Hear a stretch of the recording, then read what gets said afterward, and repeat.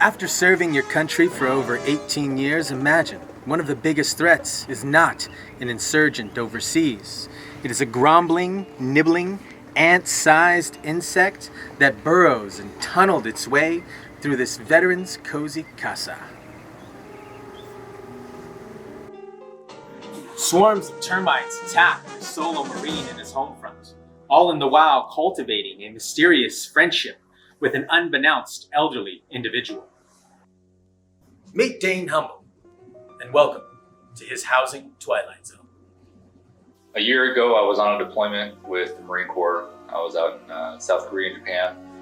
And as I was transitioning back off of my orders, I wanted to buy a home. So I reached out to a friend, started looking for a house. The housing market was booming. It was going crazy. Everyone was leaving California coming here. So I wanted to try to hurry up and find a home. So after a few months of looking, finally found one. The gentleman who lived here previously, Alfred Yost, he was actually also prior military. He was in the Air Force. So because of that, even though they had offers that were better than mine that came in, they decided to take my offer, military, so it worked out perfect. So I finally got back from my deployment, met Alfred, met his real estate agent, super nice. All they asked was that I give Al a couple weeks after we closed so that he could kind of gather last minute things. All he wanted to do was leave everything and go travel. That's exactly what ended up happening. We closed on the deal. He only needed about a week actually. Gave me a call, he's ready. I came over super early in the morning. It was like 6 a.m. I met his agent over here. And she picked him up, took him to the airport, and I got the keys to the house. And then everything started.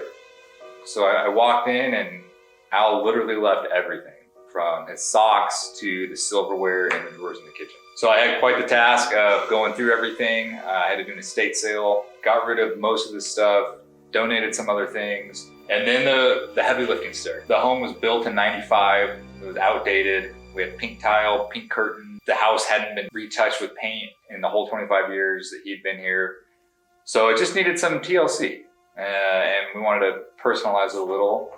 So we started the renovation process, got everything out, got the dumpster in, started tearing down a wall, had to move some electrical up in the ceiling, and ended up finding what turned out to be termites. In this time where I got the home, started doing the renovation, and initially found what I thought would be termites, and ended up being termites, I was in the garage or in the driveway one day. I just pulled up, I was out running some errands, and I was on the phone.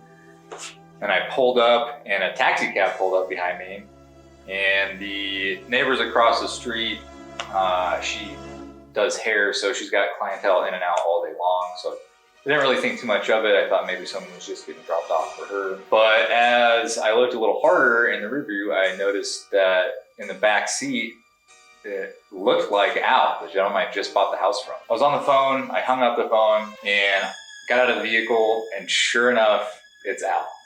Al pops out of the back seat. He walks up. He looks tattered. He's been through the ringer. He stinks. Appears to be wearing the same outfit from when he left. In between the time that he left, I last saw him, and now was roughly 5 to 7 days. Not long at all. He just looked beaten. I was like, Al, man, what's going on? I thought you were going to travel the world before you passed away. That's all he wanted to do. Sell the home, leave his stuff, go travel before he passed away. That was going to be it for him. So he lets me know stuff didn't work out the way he thought it was going to work out, and immediately asked if he could stay with me. So I didn't have a problem necessarily with it. Talked to some people and ended up getting talked out of letting Al stay here. It was COVID at that time, and it was impossible to evict anybody. And they said for those reasons, not saying that he would, be a hindrance or whatever, but it would just be hard to get him out if stuff went south. So I brought Al inside. I let him know, unfortunately, man, you can't stay here, but what do you have, family, nieces, nephews, brother, anybody that we can reach out to? Nobody. Everybody in this man's life is deceased, passed away, no longer with us. I took it upon myself at that time to find him just a weekly, something to put him in temporarily until we could find him something long. He let me know that he didn't have anybody, his plans of traveling didn't go how he wanted it to, so now he just wanted to stay in Vegas and he was just going to stay here until his time was up. So I said, okay, I would help him find a spot since he didn't have anybody. And he came back to the only thing he knew in Las Vegas, which was the house I just bought from him. He was only owner, lived in it for the last 25 years. So I kind of felt for him.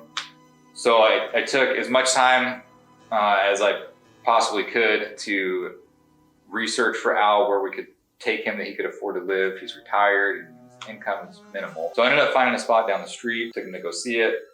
He wasn't too happy about it, but ended up saying like, yeah, all right, this will do. So we got Al moved in, ended up selling him my car. He wanted a vehicle. I took him to go look at cars. He didn't like those cars. I happened to have been selling my vehicle at the time, and he ended up buying my vehicle from me.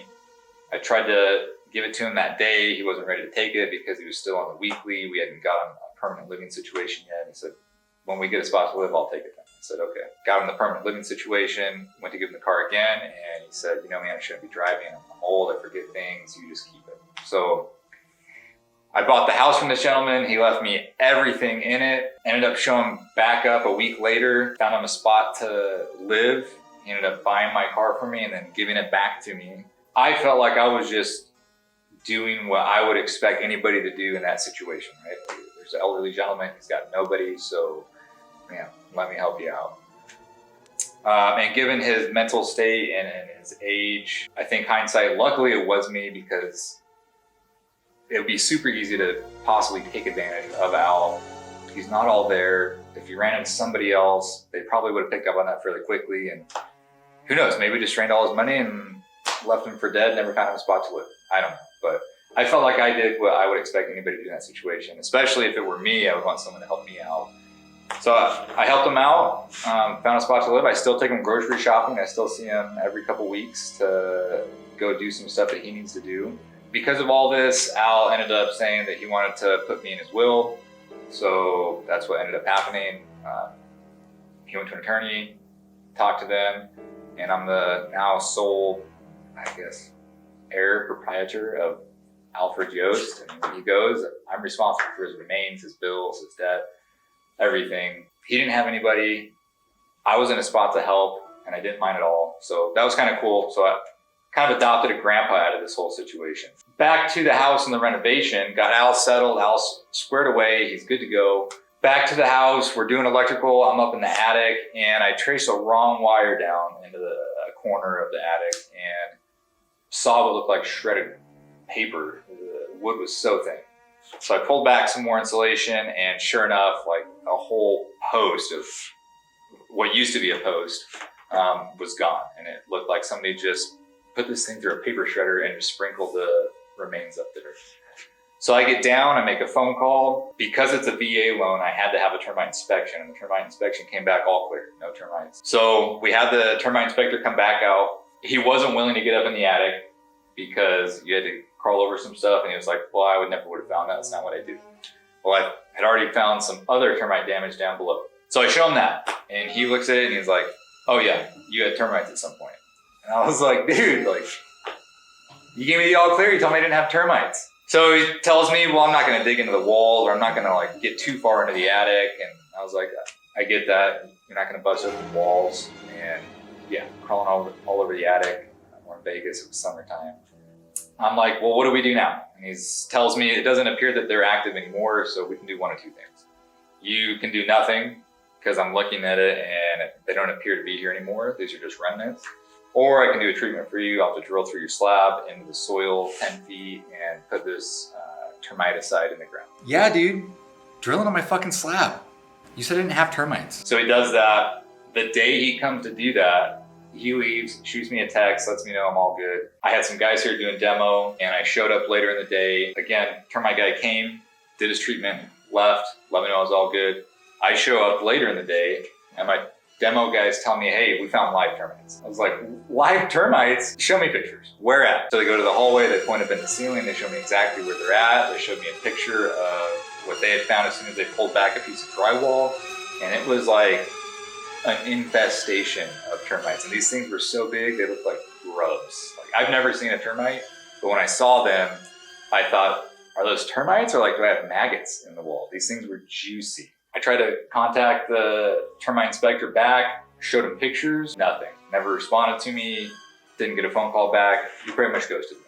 Now I'm kind of in panic mode. Like, I just bought a home. I just wanted to do some renovation, throw the money that I had saved from my deployment into the house.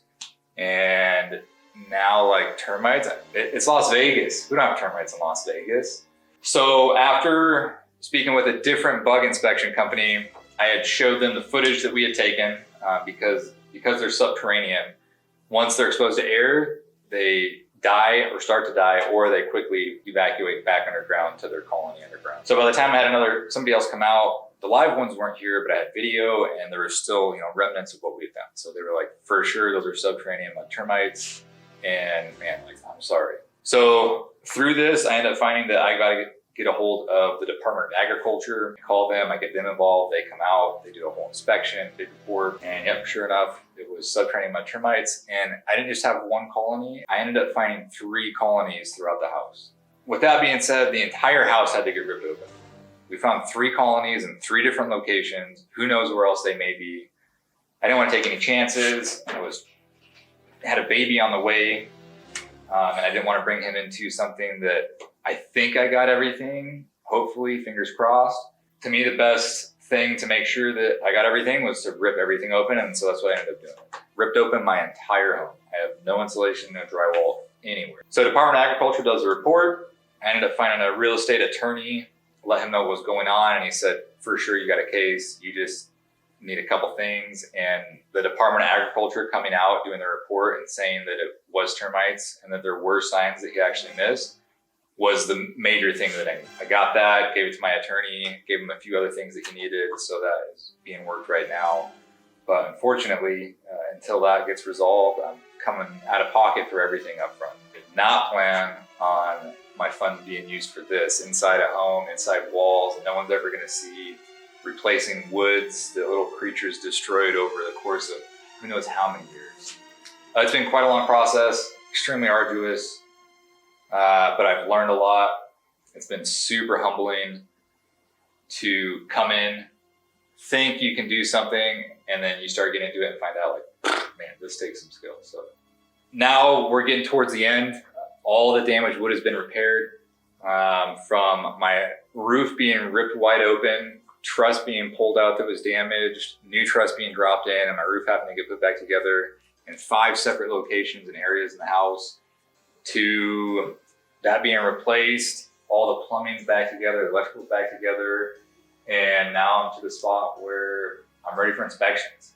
And once inspections happen, it's insulation, drywall, mud, texture, paint, and this has been a year in the making.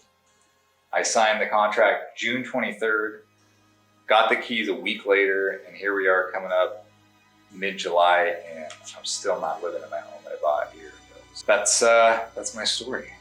And that's the tickling tale of terrifying termites, which ultimately led to a beautiful friendship story like Woody and Buzz.